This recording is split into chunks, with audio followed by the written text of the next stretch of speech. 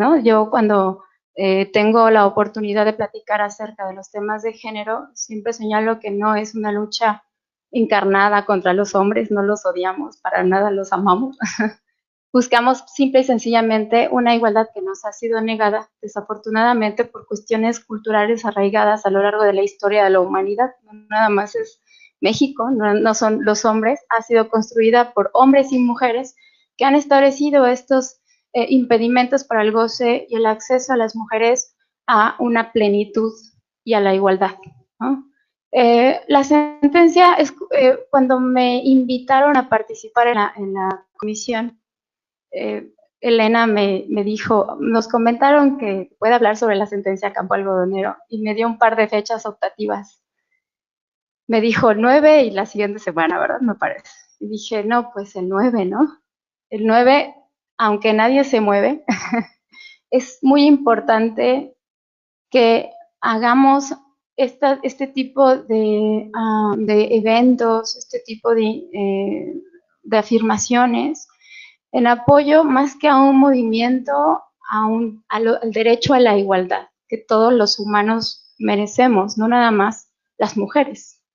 Particularmente resulta relevante porque, como bien lo dijo Juan José, estamos viviendo un escenario nacional de violencia, bueno, general, no nada más es contra las mujeres, pero hay una particular, ¿no? Hay un particular eh, como una particular incidencia que se ha incrementado muchísimo en el tema de género, hablando hombres, mujeres. Desafortunadamente, cuando hablamos, no, a mí me gusta mucho hablar sobre el protocolo de la Corte para juzgar con perspectiva de género.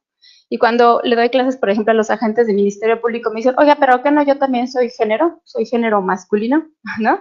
O me dicen, pero, y entonces tiene que ver, sí, claro, por supuesto, el género desafortunadamente surge del sistema binario de división de sexos, ¿no? Hombre-mujer. Y entonces siempre trabajamos hombre-mujer, hombre-mujer.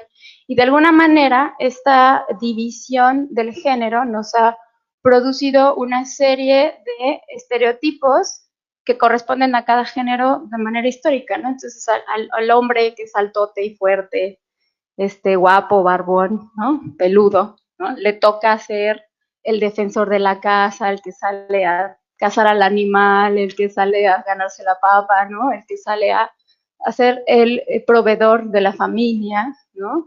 Se le ha hecho duro, se le ha formado como alguien que no puede tener emociones o sentimientos, no puede llorar, no puede expresar N cantidad de emociones, ¿no?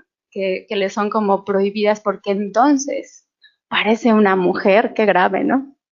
Y al revés, ¿verdad? Las mujeres nos han formado para hacernos como somos el sexo débil, hemos sido mencionadas en cantidad de situaciones de años como el sexo débil porque no tenemos la fuerza física de un hombre, pero somos tiernas y lindas, ajá, no porque no nos conocen a todas, ¿verdad?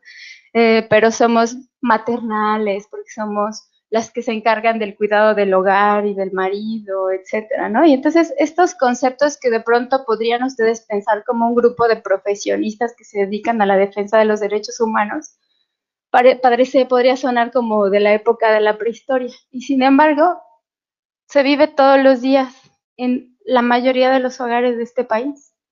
No nos, no, ustedes no me dejarán mentir, vámonos a las comunidades indígenas, que tenemos muchas aquí alrededor, ¿no? En las que todos los días se viven estos temas de roles de género enmarcadísimos, que a lo mejor nuestras abuelitas, ¿no? Siguen siendo de la generación en la que se dividen claramente los roles de mujeres y hombres, y de pronto tenemos esos comentarios de la abuelita de, ay, mi hijita, no te has casado, ¿no? Como que ya te quedaste, ¿no? ¿Qué va a ser de ti, pobrecita? ¿No? Esa mala mujer deja a sus hijos ahí botados y se va a trabajar, qué desnaturalizada, ¿verdad? ¿No? ¿Y qué vas a hacer tu hijita sin un hombre? ¿Cómo crees? Mejor golpeada que dejada, etcétera, etcétera, etcétera, ¿no? Y entonces, desafortunadamente, bajo este contexto cultural en el que se ha arraigado tanto este tema de los estereotipos, nos encontramos en una situación nacional terrible. No sé si les pasa a ustedes o solo me pasa a mí por las páginas que yo sigo, ¿verdad? Pero yo abro mis redes sociales y todo el tiempo veo niños y niñas desaparecidas, nuevas bolsas negras de basura rellenas de restos de personas, de mujeres cercenadas, de mujeres torturadas sexualmente, sin pezones, sin senos, con el clítoris lesionado, lastimado, de una manera terrible. Todos los días, ¿no? Y es impresionante la cantidad de comentarios que uno lee. Ya ni los leo, la verdad, ¿no? Uno lee que tienen un corte completamente de agresión hacia el género femenino. Y entonces dicen, pues claro, ¿quién anda a esas horas? Y para aparte no son de hombres nada más, ¿no? Muchísimas mujeres. Pues claro, a esas horas, ¿cómo no te va a pasar algo? Así vestida, borracha en la fiesta, obvio te iba a pasar algo, ¿no? Entonces, estamos en un contexto de violencia tremendo. Qué bueno que estamos despertando, hombres y mujeres, porque no solo las mujeres se levantan en esta lucha y del apoyo eh, a, la, a la lucha contra la violencia de género en específico. No es como que no haya una violencia generalizada, pero hoy queremos hablar de la violencia de género. Vamos a hablar entonces un poquito de la sentencia Campo Algodonero, que en este salón todos seguramente conocen, pero me comentan que se transmite también al público general y es importante que la población sepa que hay instancias internacionales preocupadas también por el tema de la violencia de género. La sentencia Campo Algodonero recibe su nombre, como ustedes bien saben, toda vez que en el año, más o menos en el año 1993, se da un fenómeno que hoy conocemos como las muertas de Juárez, en el que se incrementa, por lo menos estadísticamente, y se vuelve un foco de atención, la muerte de mujeres con evidente violencia sexual, de mujeres principalmente jóvenes, estudiantes o trabajadoras de las maquilas que se habían instaurado recientemente en Ciudad Juárez, zona fronteriza con Estados Unidos, y que trajo como consecuencia una serie de movilización de mujeres porque pues la maquila, ¿no? Pues es cosa de mujeres, ¿no? Entonces, obviamente las fábricas empezaron a contratar a mujeres jóvenes, muchas de ellas que solo venían de paso para cruzar para el otro lado y se quedaron a trabajar y ya se quedaron ahí. En este ámbito de muertas de Juárez, que se vuelve un tema nacional e internacional de interés por precisamente la violencia de género que va sufriendo las mujeres, no nada más en la sociedad, sino por las mismas instituciones de procuración de justicia y de investigación de los delitos. Se hace evidente a nivel nacional e internacional la falta de políticas públicas de prevención de los delitos cometidos por hombres contra las mujeres en un ambiente o un contexto de ya conocido y reconocido por el mismo Estado de violencia de género. Cuando ocurre en este contexto, empiezan a surgir una serie de instrumentos nacionales e internacionales que empiezan a decirle a México, oye, pon atención, estás viviendo una violencia de género bastante agresiva, estás teniendo más feminicidios cada vez, entonces tienes que poner atención, ¿no? En 1998, la misma Comisión Nacional de Derechos Humanos emite una recomendación a, a el estado de Chihuahua para decirle tienes que establecer políticas para prevención de la violencia de género y adicionalmente tienes que emitir protocolos de actuación porque están discriminando a las víctimas indirectas de las mujeres desaparecidas o de las mujeres encontradas muertas con muchísima violencia. Es decir, los hechos de este caso, Campo Algodonero, se dan en el año 2011. Digo, perdón, 2001. Disculpe. En el año 2001 empieza,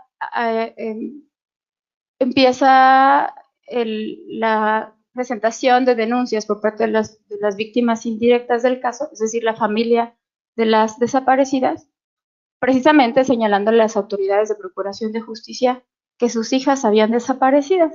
El caso regularmente se conoce como González y otras, ¿no? Es un poco cruel que nomás le pongan González y otras cuando sus nombres eran Claudia, Laura y Esmeralda, ¿no? Entonces, Claudia, Laura y Esmeralda eran mujeres muy jóvenes. Laura tenía 17 años, estaba cursando el el quinto semestre de la preparatoria. Y nos apareció el día 10 de octubre del año 2001, el último día que se le vio. Claudia tenía 20 años, trabajaba precisamente en una de las maquiladoras. Desapareció el 10 de octubre de 2001. Y Esmeralda, que cumplía 15 años, estaba en vísperas de cumplir 15 años, estaba de hecho trabajando para poder sacar su lanita para festejar sus 15, ya ven que nos encantan los mexicanos, ¿no? Y entonces se fue a trabajar como trabajadora doméstica, acababa de terminar apenas la secundaria y ya no regresó de su trabajo el 29 de octubre del año 2011. Vuelvo al tema de por qué se llama Campo Algodonero, como ustedes saben, el día 6 de noviembre del año 2001 se hallaron por parte de vecinos del lugar en un campo dedicado a la siembra de algodón 3 cadáveres. Y el día 7 se encontraron ahí mismo, que no buscaron completo, que no había protocolos de cadena de custodia todavía, otros 5 cadáveres, todos de mujeres, básicamente con el mismo tipo de violencia sexual, todos femeninos, botados ahí a la intemperie. 3 de esos cuerpos, encontrados el día 6, fueron identificados como los cadáveres de Claudia, Laura y Esmeralda. Lo relevante, por eso es que se llama Campo Algodonero. Vamos a regresarnos un poquito, ¿no? Las madres de familia, cuando se enteran de que sus hijas han desaparecido, por supuesto que se presentan ante la Procuraduría de Justicia del Estado y son recibidas con una serie de pretextos para, primero, no tomar cartas en el asunto, ¿no? Obviamente no se habría una averiguación previa en ese entonces. Ellos ya manejaban carpetas, ¿no? Carpetas de investigación. No se abrió, solamente se hizo el reporte de la desaparición con la respuesta típica estereotipada de, ay señora, su hija se fue con el novio. Al rato regresa, no se preocupe. Es que estas muchachas de hoy andan de voladas, esa es la palabra, ¿no? Andan voladas, entonces pues seguramente se fueron con el novio. Hay que esperar 72 horas antes de empezar a considerar que las muchachas andan desaparecidas, porque seguramente andan de parranda o quién sabe dónde andan, señora, ¿no? Y entonces, desafortunadamente, las chicas no regresaron a sus casas.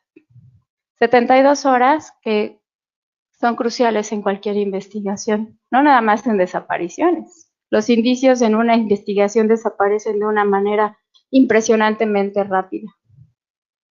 Pero en una desaparición las primeras 72 horas son sustanciales, porque podríamos haber evitado como Estado la muerte de las muchachas. Porque la característica de estos casos y en general de la violencia que se dio en Ciudad Juárez y que hoy se da híjole, yo creo que casi todo el país, ¿no? Es que las chicas eran privadas de su libertad, retenidas por no 2, 3 días, por muchos días, siendo violadas constantemente y torturadas de forma sexual.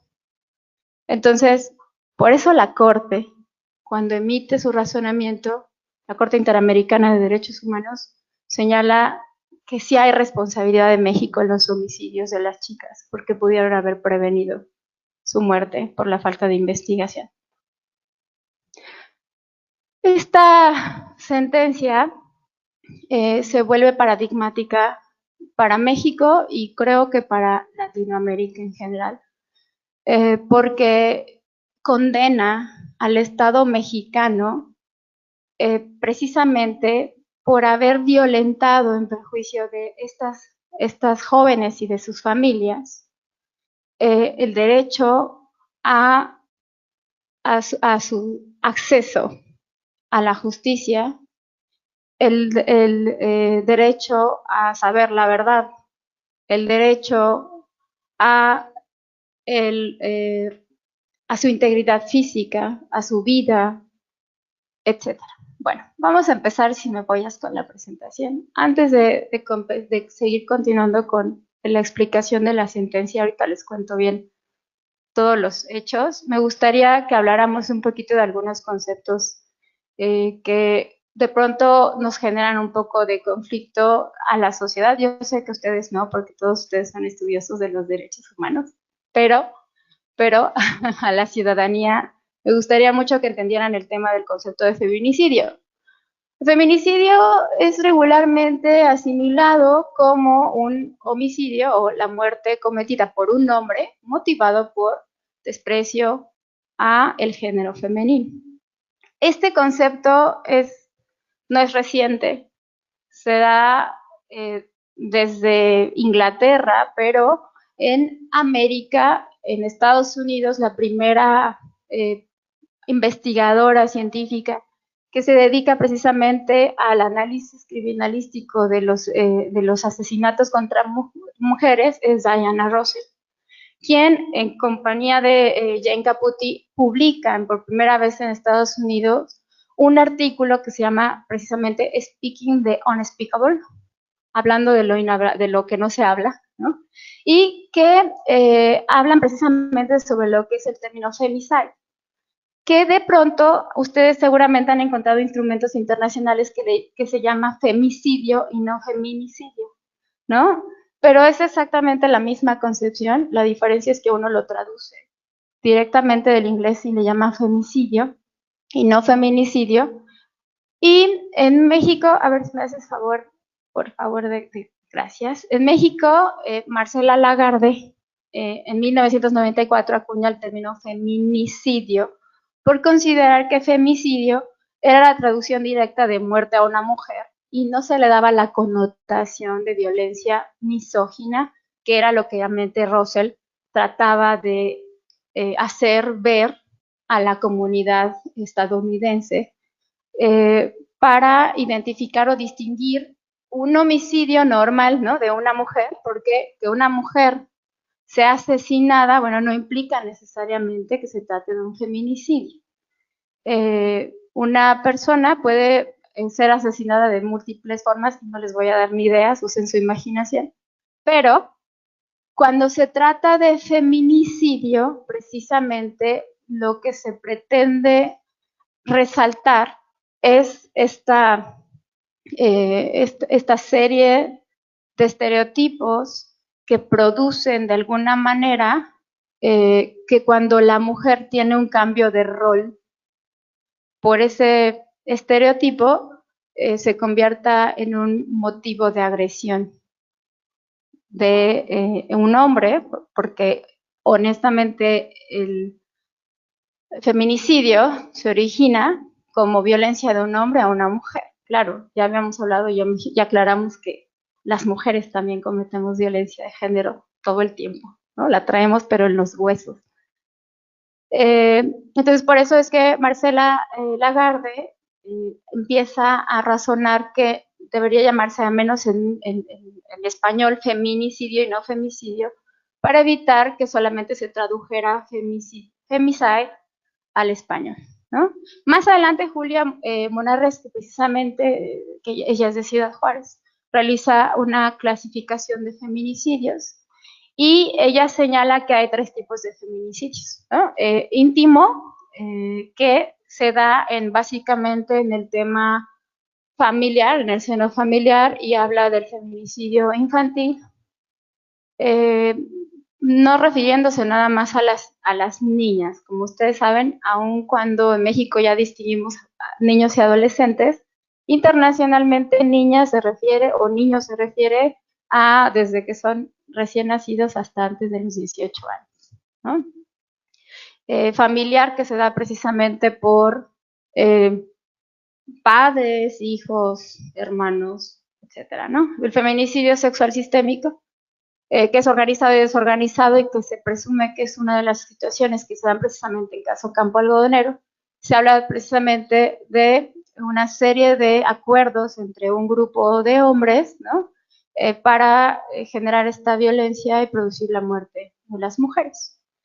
Y bueno, no necesariamente tiene que ser organizado, puede ser, como dice ahí, ¿no? Desorganizado, es decir, sin esta planeación previa, pero se realiza por un grupo de hombres. Y feminicidio por ocupaciones estigmatizadas, ¿no? Por ejemplo, porque se dedican a las mujeres se dedican a una profesión o ocupación que era estricta y exclusivamente de hombres, como ser chofer de un tráiler, ¿no? Aunque Lola la trailera ya había roto esos esquemas, ¿no?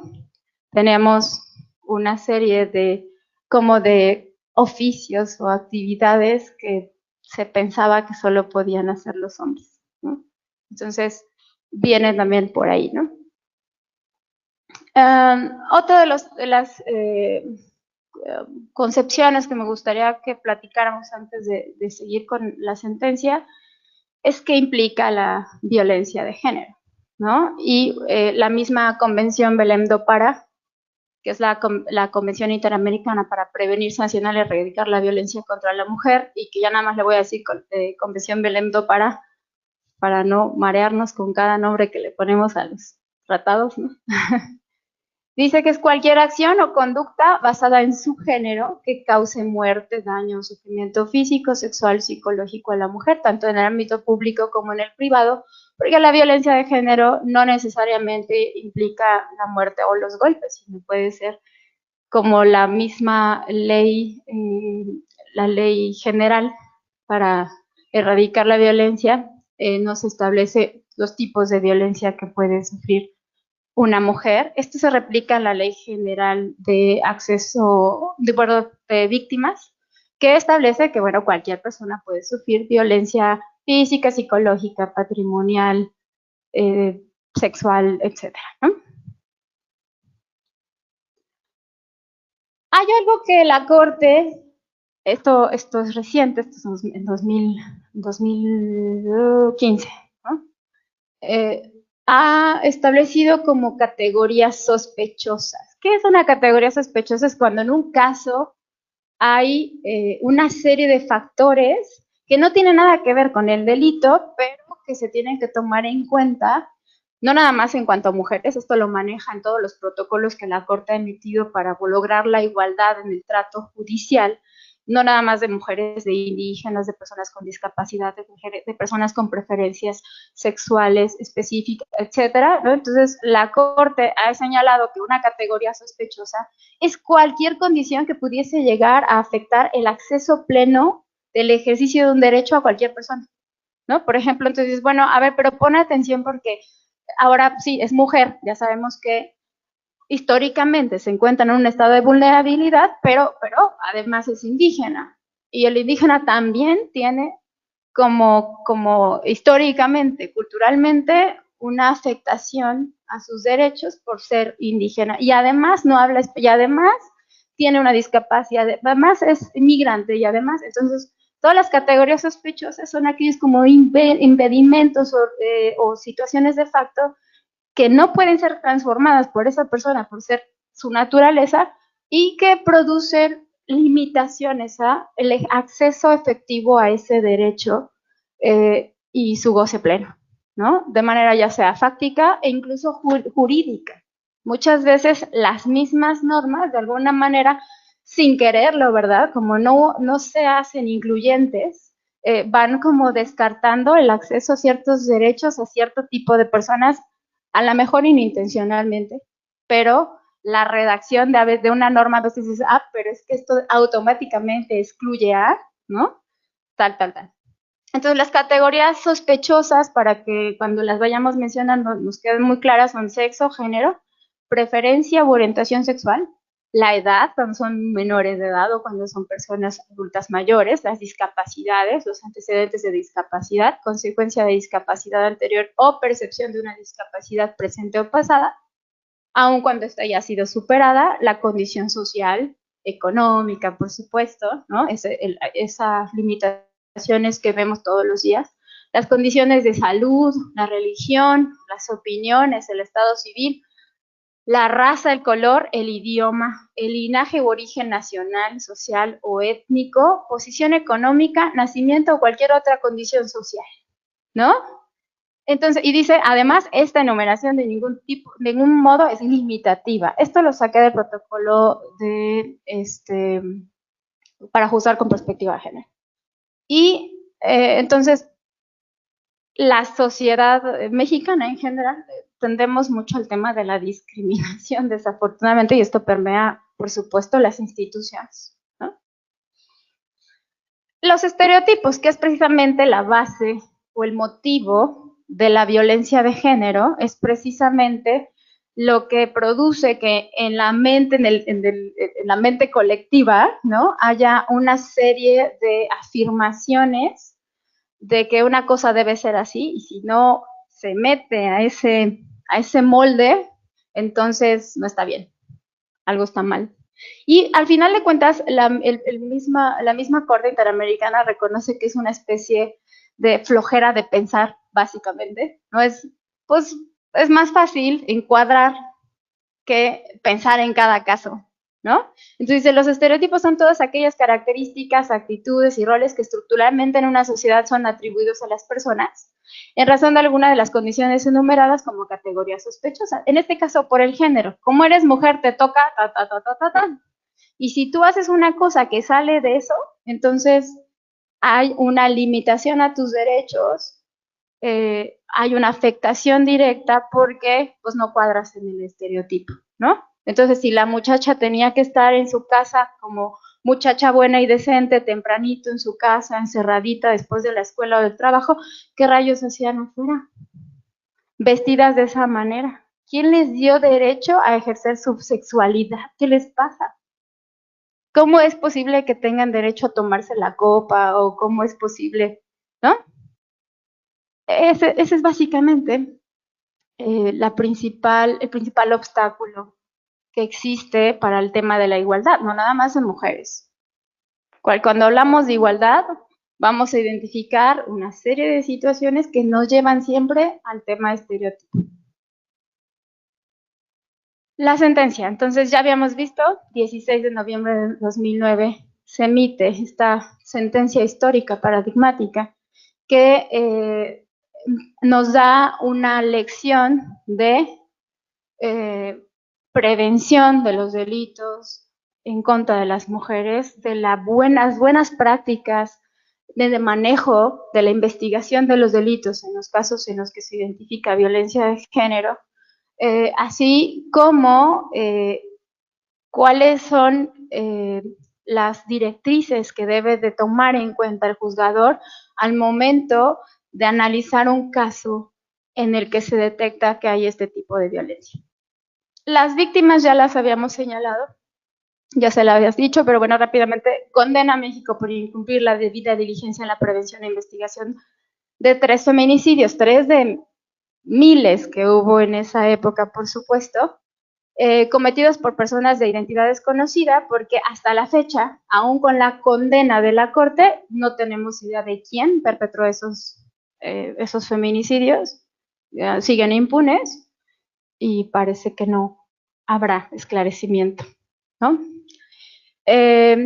Contra 2 niñas y una joven, porque ya les dije que una tenía 14 y otra 17 y la joven tenía 20 años, en un contexto de discriminación histórica y sistemática de violencia contra las mujeres reconocido por el mismo Estado antes de la sentencia, durante el procedimiento ante la Comisión y la Corte Interamericana de Derechos Humanos, y que era imposible de todas formas como que negarlo, ¿no?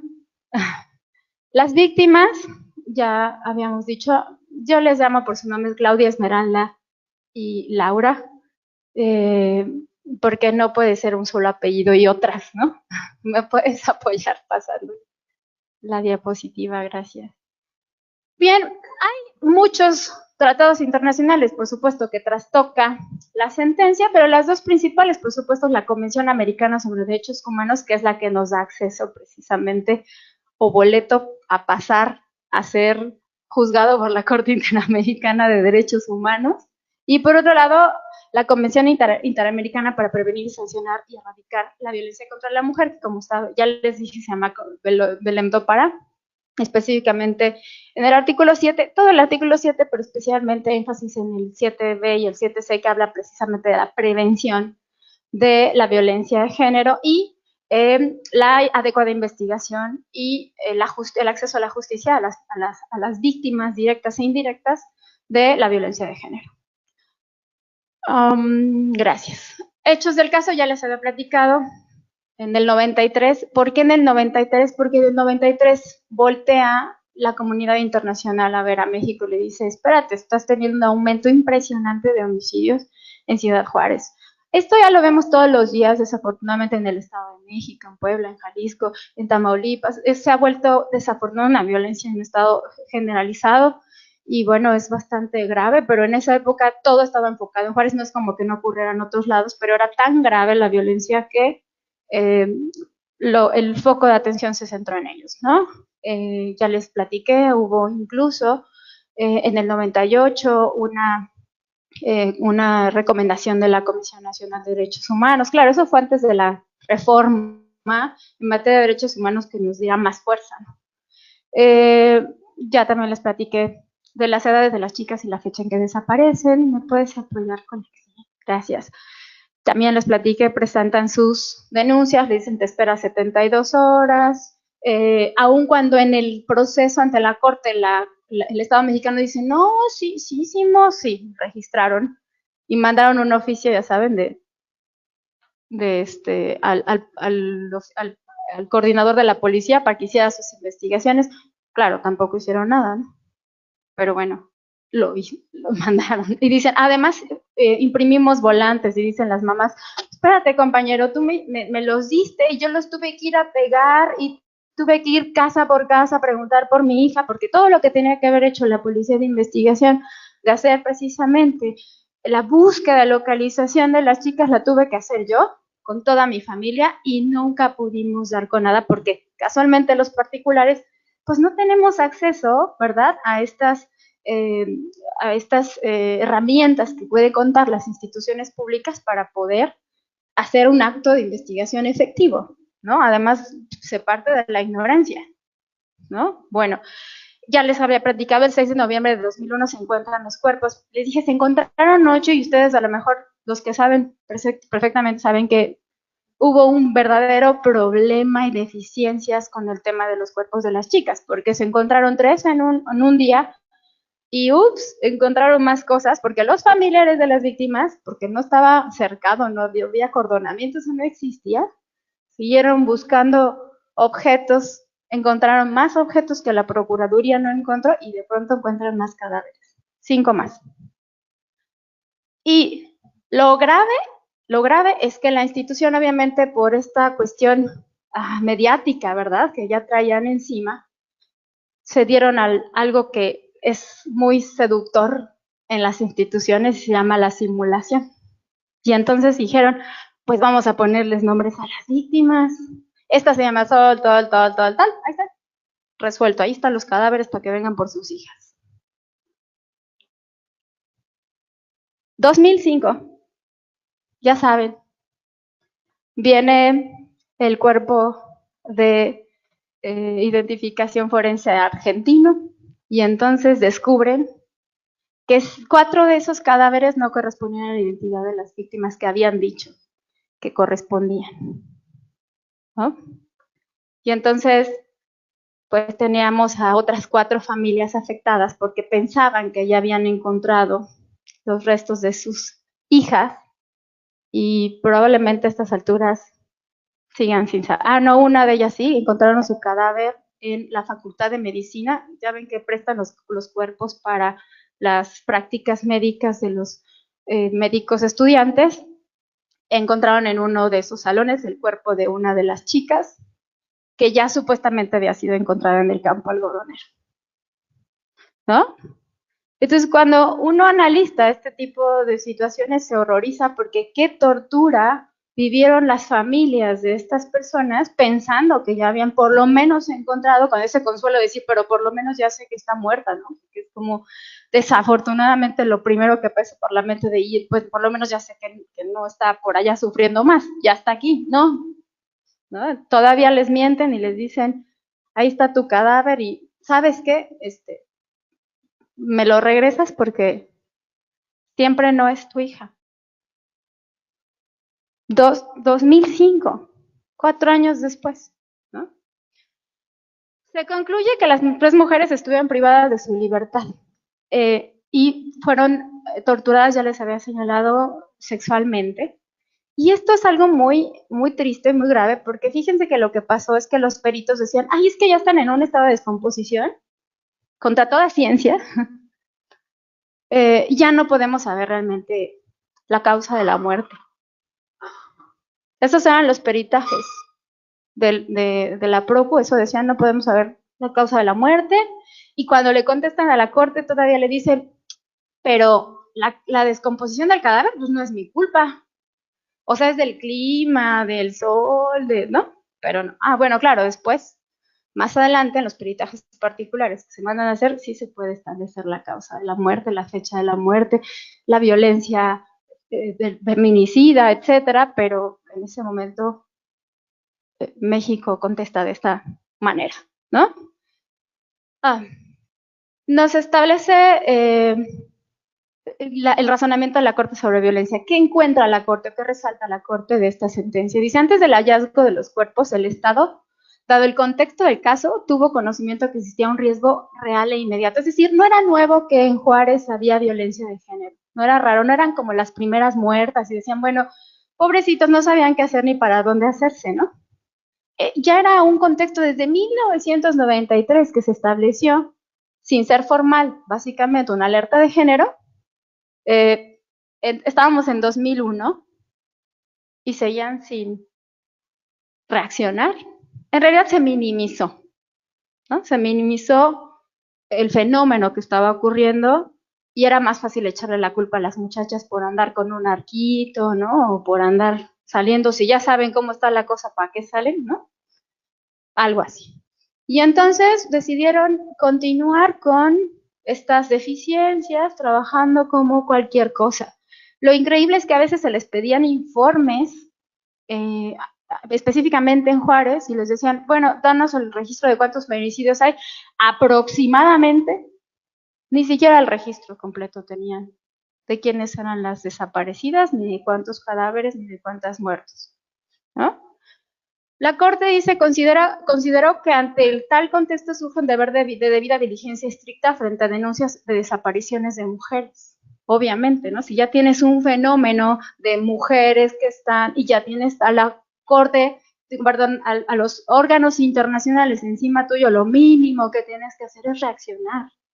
Pues no lo hicieron, ¿no? Deber de existir procedimientos adecuados para las denuncias y no decirle a la señora, véngase en 72 horas y a ver qué se nos ocurre hacer, ¿no? Y las autoridades, dice, deben presumir que la persona desaparecida está privada de su libertad y sigue con vida hasta que se ponga fin a la incertidumbre sobre la muerte que la muerte ha cometido. Es decir, la búsqueda, localización de las personas no puede cesar de ninguna manera, al menos que tengas comprobado que desafortunadamente han perdido la vida.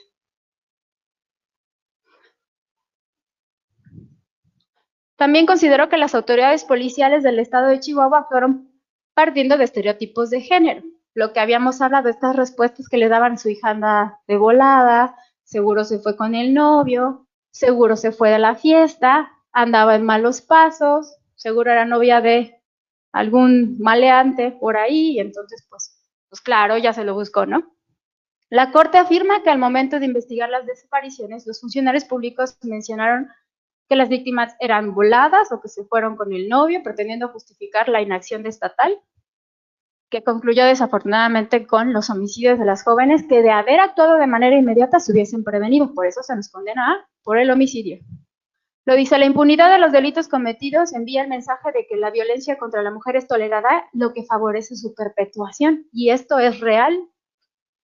Esto es real, ¿no? Es decir, ponerle 80,000 años de sanción al delito pues no sirve de nada si el que perpetúa el delito es precisamente alguien que está impune. La impunidad es el factor más relevante de incidencia delictiva, porque da el mensaje precisamente que dice la Corte. No pasa nada. Tú síguele. ¿Ya viste? No pasa nada. Se impulsó, se impuso a la familia la carga de asumir la búsqueda de sus hijos. Claro, la autoridad no le dijo, pues búsquelo usted si quiere, ¿verdad? Pero al no haber ninguna reacción, ¿qué haríamos nosotros si nos desaparecen a nuestra hija? No va a esperar a ver si la policía le da la gana de buscar o no, ¿verdad? Me levanto y me pongo a hacer búsqueda, y lo lograron. También se encontraron severas deficiencias, dice, en la custodia de la escena del crimen. Les dije, cualquier persona podía entrar, es más, entraron y encontraron los cadáveres, los otros cadáveres, porque no había protocolos, no había esto del acordonamiento, no había bueno, sí había, o sea, teóricamente. La ONU tiene un manual maravilloso de buenas prácticas en la escena de los hechos. Internacionalmente se contaba con muchos elementos e instrumentos para el manejo adecuado de una escena de los hechos. Es más, todos los criminalistas de campo, cuando van a la escuela, les enseñan protocolo de manejo de los hechos, pero no se hacía. Pero claro que había, y se ha sabido desde la historia de la criminalística. Sin embargo, no se hacía, ¿no? Entonces, no teníamos. El primer protocolo de actuación que surge en México es en el año 2010, con el acuerdo A10 de la PGR, que solamente, ni siquiera obligaba, ¿no? Sugería a los investigadores de delitos de tipo federal que se llevara a cabo el protocolo de manejo de escena de los hechos que hoy conocemos como de cadena de custodia. Pero en esa época no había. Y si había, pues era letra muerta, ¿no? Eso del acordonamiento no se daba. Los policías entraban, pisoteaban, se llevaban hasta souvenirs de la escena de los hechos, ¿no? Y no, sí, de verdad, había casos en los que un señor, me acuerdo que perdió una parte de su cuerpo y un policía le dijo, ay, yo lo guardé, yo lo tengo. Y se lo pudieron pegar, no es mentira, ¿no? Entonces, este tipo de situaciones generó, pues obviamente, deficiencias terribles en la investigación. Probablemente los mismos investigadores echaron a perder las escenas de los hechos. Lo dice la actuación seguida contra presuntos responsables y fabricación de culpables. Más adelante, cuando se analiza el caso, la Corte, bueno, del expediente de la averiguación previa, no es cierto, de la causa penal, porque se los regresan, encuentran a unos traileros y para no hacerles el cuento largo, les siembran una serie de evidencias y los enjuician por el feminicidio de estas 3 niñas más de otros como 100 más, ¿no? Eran los traileros feminicidios. Y entonces les llevan un procedimiento, los condenan y afortunadamente en amparo los liberan por falta de elementos probatorios. Pero hubo fabricación de culpables, pues, por si les suena familiar por ahí, ¿no? Demora injustificada e inexistencia de avances sustanciales en las investigaciones. Bueno, esto ha sido una constante básicamente en todos los delitos, no nada más en los feminicidios, y es una de las cuestiones que más golpean al sistema de justicia. Las investigaciones son tan deficientes que a veces no llegan en la actualidad ni a una vinculación a proceso, o no llegan a la sentencia, se les tiene que absorber, o en el santo amparo, ¿no? Salen. Y la impunidad es terrible. Falta de líneas de investigación que se tengan en cuenta en el contexto de violencia contra la mujer en el que se desenvolvieron las ejecuciones de las 3 víctimas. Independientemente de que las líneas de investigación que nos dan de manera natural por la violencia de género, es decir, identificar si existía alguno de los factores de riesgo como parejas, exparejas, personas que pudiesen tener una serie de acosos, amenazas previas, etcétera, que pudieran dar razonamiento a llegar a la conclusión de que eso es un feminicidio. Tenemos el problema también que ignoraron los mismos hechos del caso. Por ejemplo, en el caso de esta niña, Laura, la que trabajaba en la maquiladora, dice que trabajaba con un exnovio. El jefe quería con ella. y hizo un reporte de que un par de policías unos días antes la estuvo acosando. El día que ella desaparece, salió de su casa, llegó, así lo registraron en el trabajo, 2 minutos tarde, y le negaron el acceso y ya no apareció. Y eso no se investigó. Ahí estaban las líneas de investigación que no se agotaron. Falta de sanción a los funcionarios públicos involucrados con las irregularidades. Claro, ya en el 2009, en el procedimiento contencioso 2006, de 2007 a 2009, que dura el proceso contencioso ante la Corte,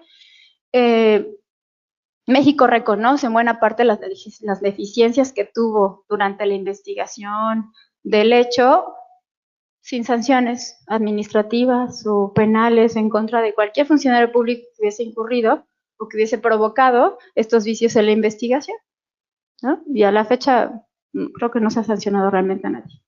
Violaciones a la integridad personal de los familiares, además de que obviamente los mandaban a que ellos se fueran por allá, y era muy común antes de la reforma en derechos humanos, antes de la reforma penal en la que las víctimas han sido un poquito más fortalecidas en ese sentido, les decían, usted no tiene nada que hacer aquí, váyase, ya, yo le voy a seguir investigando, usted ya no tiene nada que hacer.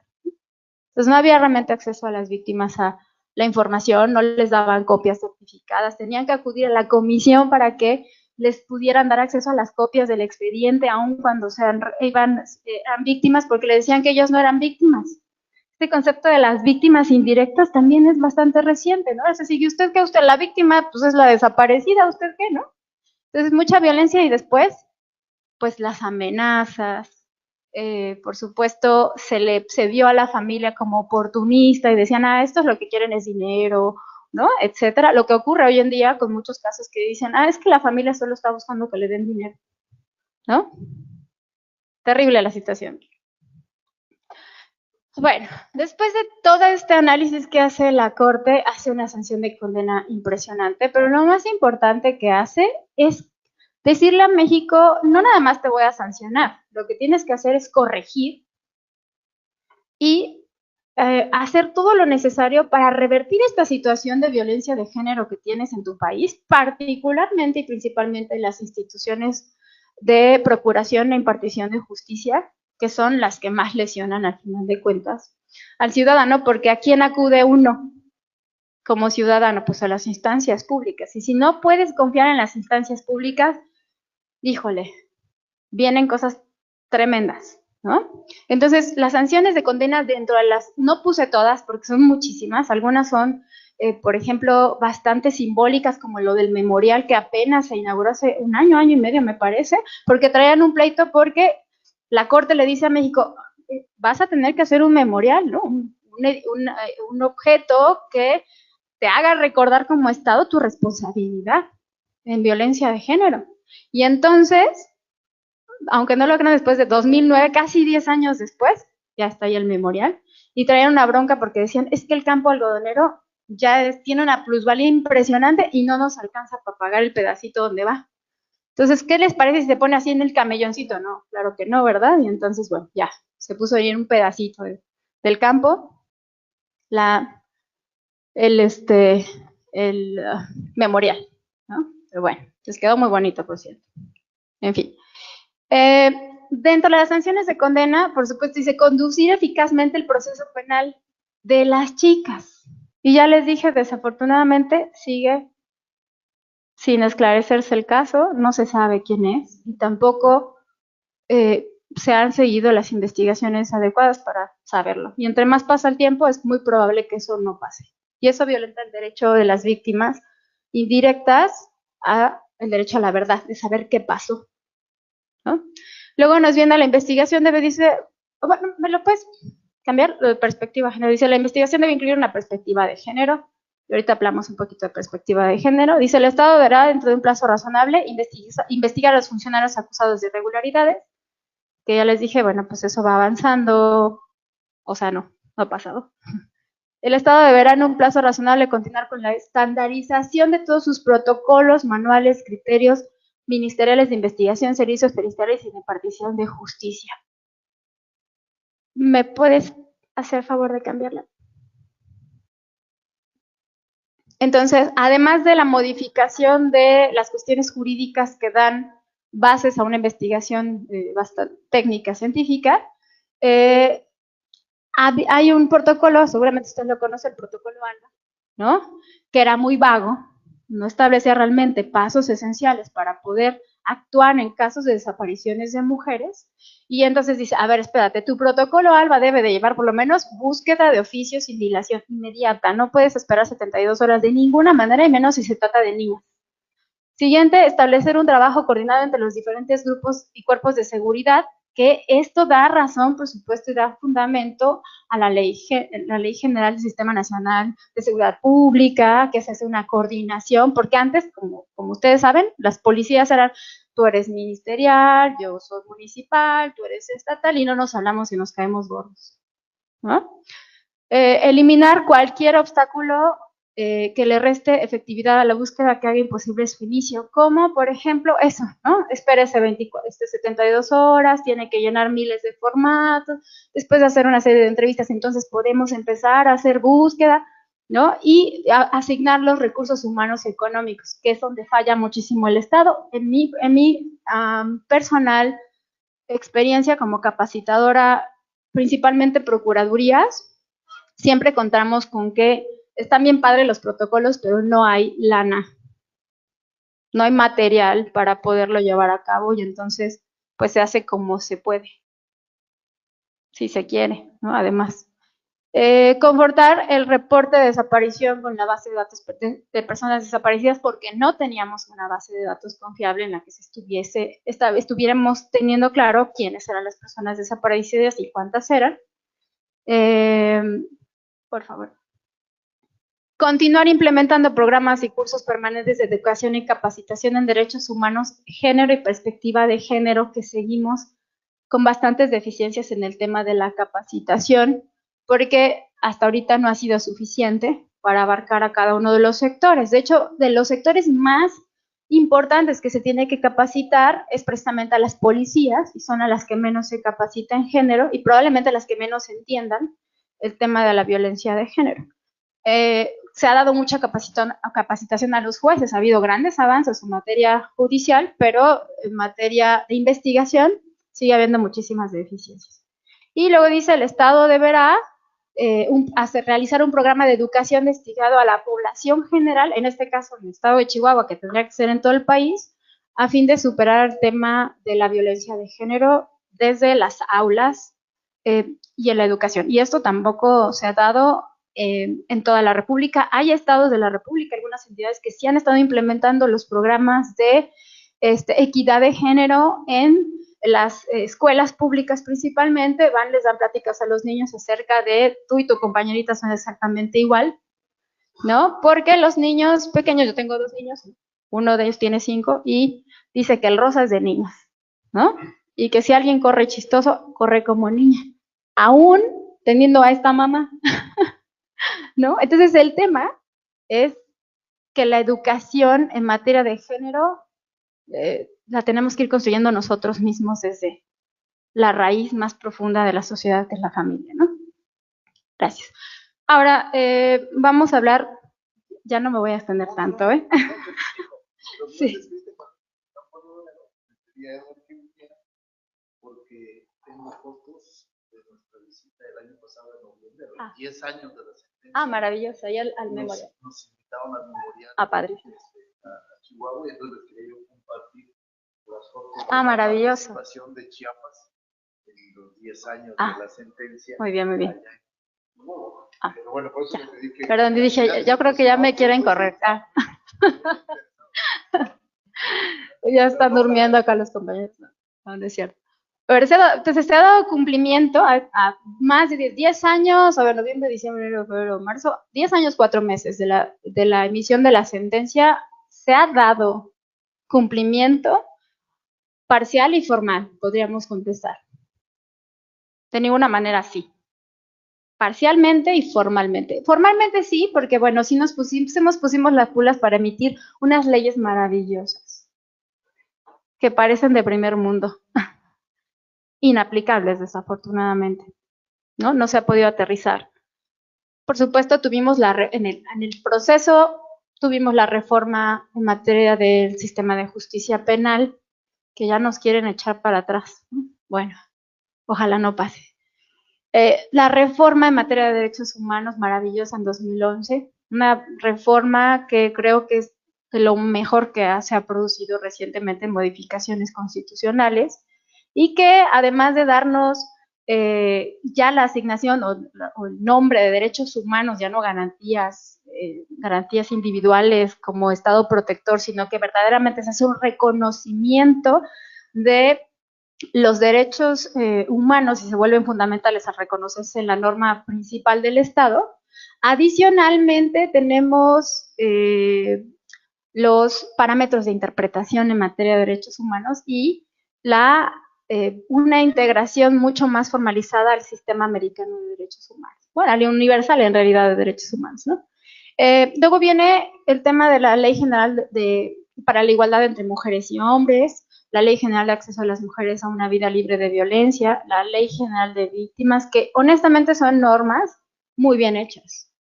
Son normas pensadas de manera integral que cuando uno las ve y ve los tratados internacionales dice, sí hicieron bien su chamba, hicieron un buen trabajo académico de estar revisando las obligaciones estatales e incluirlas en las leyes nacionales, pero, ¿cómo vamos en aplicación? Ese es verdaderamente el problema, porque formalmente las leyes están muy bien hechas, ¿no? Protocolo para juzgar con perspectiva de género, que es una maravilla, a mí me parece que es como de los adelantos, pues creo que es la clave del avance en este sentido, de la juzgar con perspectiva de género. Ahorita hablamos, regálenme unos minutitos más, ¿no?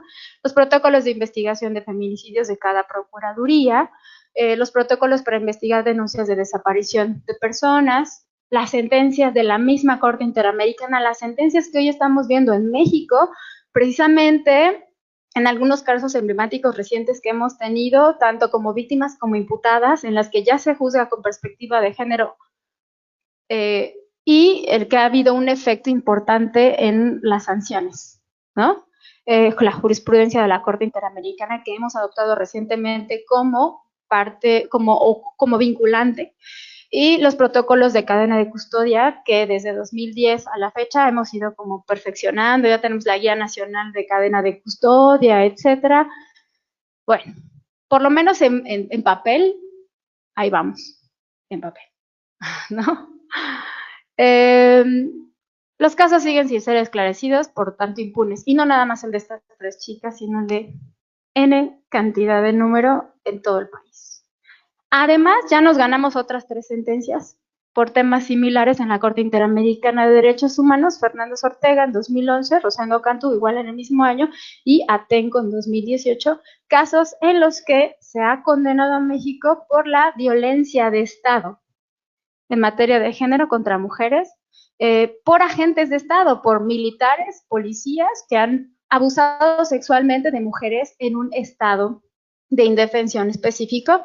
Hablando precisamente de estas categorías sospechosas, Fernández Ortega y Rosendo Cantú, indígenas, y Atenco, personas que estaban en contra de una serie de decisiones estatales, hacen una protesta, las detienen de manera arbitraria y en el camino a meterlas al reclusorio las violan. No una, sino 10, 15 veces a cada chica.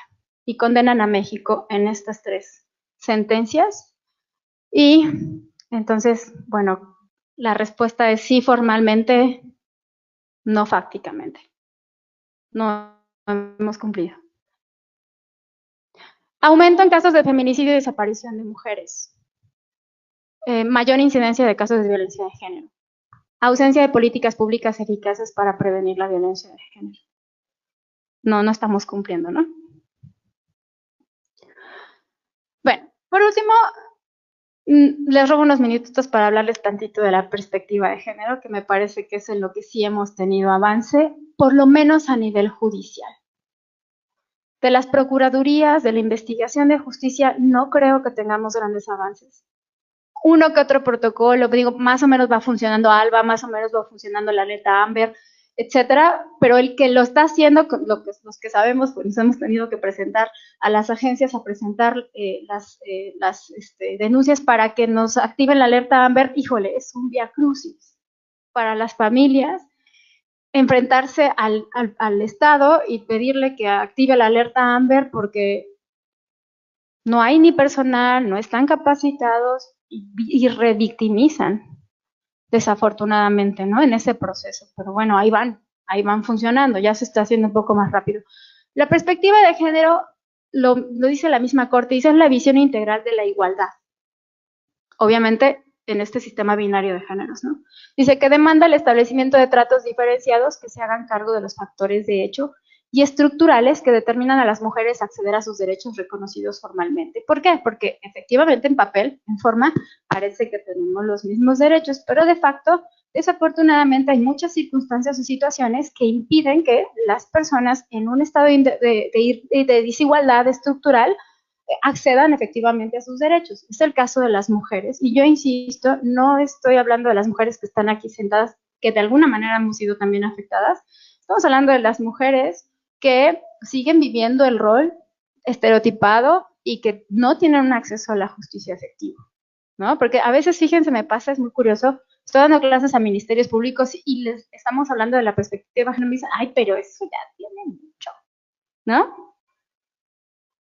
Mucho que, pero eso ya no se da en tu casa, querida, ¿no? Pero no podemos hablar de eso en la atención al público que están atendiendo precisamente las procuradurías, ¿no? Que además tiene una serie de estereotipos, las compañeras agentes del Ministerio Público, compañeras agentes del Ministerio Público, pero es que son bien mensas, siempre regresan con su agresor. Vienen y les traen las rosas y el mariachi, ojalá ninguno ni eso, ¿no? Y regresan otra vez con el... Claro, porque no han entendido que la violencia es un tema psicológico, social, cultural, económico, ¿no? Y entonces un día llego con una MP y me dice, oiga, maestra, pero es que mire, regresa. Le dije, sí, tú sabes que esa señora tiene 4 hijos, no trabaja, no tiene estudio y depende económicamente del cuate que tú quieres encerrar. ¿Qué va a hacer esa señora si el Estado no le da, aunque sea ahí sí, una beca en lo que te resuelve en tu proceso penal, ¿no? O te capacitan y te cuidan a los chamacos de paso, porque entonces, ¿cómo le va a hacer esa mujer con 4 hijos para salir a trabajar y poder mantener su proceso penal? Entonces, pues mejor el mal. Regrésate, marido, aunque sea para que me mantengas, ¿no? Es terrible, la violencia en género es terrible, ¿no? Entonces, ¿qué es lo que hace la perspectiva de género? Hacen un trato diferenciado, una aplicación o una visión diferenciada de la aplicación de las normas y de la interpretación de las normas, de manera que verdaderamente existe algo que llamábamos antes la justicia, de la igualdad sustantiva, ¿no? Este trato diferenciado, trata distinto a los distintos para que les des igualdad, ¿no? Porque si este habla español y este habla sexal, ¿no? O sochil, entonces, pues lo mínimo es que le pongas un traductor, pero además un abogado que sí entienda sus normas, ¿no? Y entonces, pero ¿por qué tantas cosas a este y a mí nomás no, espérate, pues que hay que equilibrar. Y ese es el tema con el trato diferenciado y la interpretación diferenciada de las normas, que pareciera una injusticia y en realidad va dirigido precisamente al ejercicio efectivo de la igualdad en todas las personas. Entonces, cuando se asume que socialmente, estructuralmente e históricamente las mujeres se encuentran en un estado de desigualdad, entonces lo mínimo que tiene que hacerse es buscar el equilibrio estatal para que al momento de analizar un caso lo veas en la justa dimensión. Dice, el trato diferenciado deberá ser objetivo y razonable. No es una cuestión de que se me ocurrió a mí o yo quiero ser paternalista, no. Se ha hecho un trabajo maravilloso con el tema de la perspectiva de género y se han establecido ya jurisprudencialmente una serie de pasos que deben ser seguidos de manera científica para identificar si efectivamente se trata de violencia de género o no, o si es necesario juzgar con perspectiva de género, porque no necesariamente en todos los casos que hay una mujer involucrada, ya sea como víctima, como acusada en un procedimiento familiar, etcétera, necesariamente se requiere la perspectiva de género. Para eso se establecieron estos famosos supuestos que permiten identificar si o no, en el caso particular, hay que ajustar el lente, ¿no? Siempre les digo, es como el paradigma de la perspectiva de género, es como ponerse los lentes distintos, ¿no? O sea, yo traigo puestos mis lentes, cada uno ve diferentes las cosas, pero cuando estamos hablando de hacer uso de alguno de los protocolos de la Corte, es, a ver, ahora me pongo estos lentes porque tengo que ver a la persona en su justa dimensión. No puedo tratar exactamente igual a todas las personas porque de facto, cultural, social y económicamente no lo son. Y a veces legalmente tampoco, ¿no? Uno de los aspectos más interesantes que se han dado ya en otras sentencias de la Corte, no en campo algodonero, es el tema de la interseccionalidad. Y precisamente habla precisamente de todos estos factores que dan origen a poner atención a los casos de mujeres por violencia de género, tomando en cuenta también los demás factores que inciden en su desigualdad. Y entonces dice, la mujer por motivos de sexo y género está unida de manera indivisible a otros factores que afectan a la mujer. Entonces ya no nada más es porque eres mujer, es porque además, raza, ¿no? Eres indígena, tienes un origen étnico específico, la religión o las creencias, la salud, el estatus, la edad, la clase, la casta, la orientación sexual, la identidad de género. Dice, la discriminación por motivos de sexo o género puede afectar a mujeres de algunos grupos en diferentes medidas o forma que a los hombres. Es decir, hay una serie de factores que deben de considerarse en cada caso de manera casuística. De hecho, incluso la Corte, cuando empieza a resolver, señala que la misma Comisión de Derechos Humanos, cuando presentan esta demanda por parte de las víctimas representadas por una serie de representantes de la sociedad civil, dice, es que yo no puedo determinar si esto es feminicidio, porque para establecer que es feminicidio, lo mínimo que debo de conocer es quién fue, qué relación tenía con la víctima y el contexto en el que se da. Entonces, pasa lo mismo. La perspectiva de género es casuística y tiene que analizarse con lupa cada uno de los 6 pasos que ahorita les menciono, de manera específica. No podemos generalizar o decir, esto es violencia de género, esto es feminicidio. No, tiene que analizarse de una manera muy específica. Y ya, por último, la perspectiva de género dice permite visibilizar la asignación social diferenciada entre roles y tareas en virtud del sexo, género, preferencia u orientación sexual. Aunque hay un protocolo maravilloso en casos de preferencia sexual y orientación sexual que es completamente ajeno a esto, pero obviamente los temas, si ustedes lo leen, son transversales, ¿no? Dice, revela las diferencias en oportunidades y derechos que se siguen a esta asignación.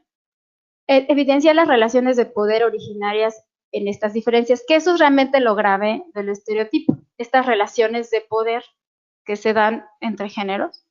Se hace cargo de la vinculación que existe entre las cuestiones de género, pregunta por los impactos diferenciados de las leyes y políticas públicas basadas en estas asignaciones, diferencias y relaciones de poder, porque ya les dije, hay muchas normas que sin querer ser discriminatorias terminan discriminando, no nada más a las mujeres. Y determina en qué casos un trato diferenciado es arbitrario y qué casos es necesario. Y ya por último, me gustaría recomendarles la lectura, probablemente algunos de ustedes ya la tengan, de la jurisprudencia emitida por la Corte, que es la tesis 22-2016, que precisamente se llama Acceso a la justicia en condiciones de igualdad, elementos para juzgar con perspectiva de género. Y entonces nos da los pasos a seguir, que es este test, ¿no?, de proporcionalidad. Y nos dice, se las voy a leer porque me parece fundamental. Dice, del reconocimiento de los derechos humanos a la igualdad y a la no discriminación por razones de género, deriva que todo órgano jurisdiccional debe impartir justicia con base en una perspectiva de género, para lo cual debe implementarse un método en toda controversia judicial, aun cuando las partes no lo soliciten, a fin de verificar si existe una situación de violencia o vulnerabilidad que por cuestiones de género impida impartir justicia de manera completa e igualitaria. Entonces, la perspectiva de género no es a petición de parte, es oficiosa.